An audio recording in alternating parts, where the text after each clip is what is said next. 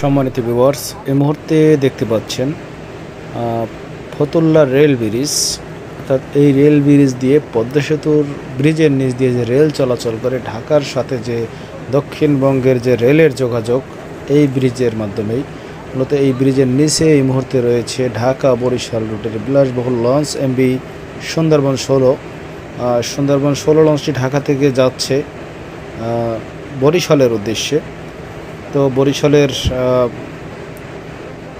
লঞ্চগুলির ভিতরে অন্যতম launch MV Sundarban 16 এবং প্রিন্স আওলাদ 10, শুভরাজ 9, বেশ কয়েকটি লঞ্চ এবং বরিশালের ম্যাক্সিমাম লঞ্চেই কিন্তু বিলাসবহুল শীতাতাপ নিয়ন্ত্রিত।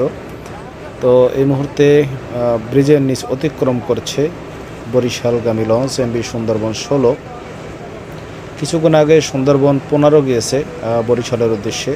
রোটেশন প্রথায় চলাচল করে বরিশালের লঞ্চগুলি, তাই দুটি করে লঞ্চ প্রতিদিন ঢাকা বরিশাল রুটে চলাচল করছে। বাকি লঞ্চগুলি শিডিউল হিসেব করে তারা ট্রিপে যায়। তো যদি ভিডিওটি ভালো লাগে অবশ্যই চ্যানেলটি সাথে থাকুন। সবাই ভালো থাকুন।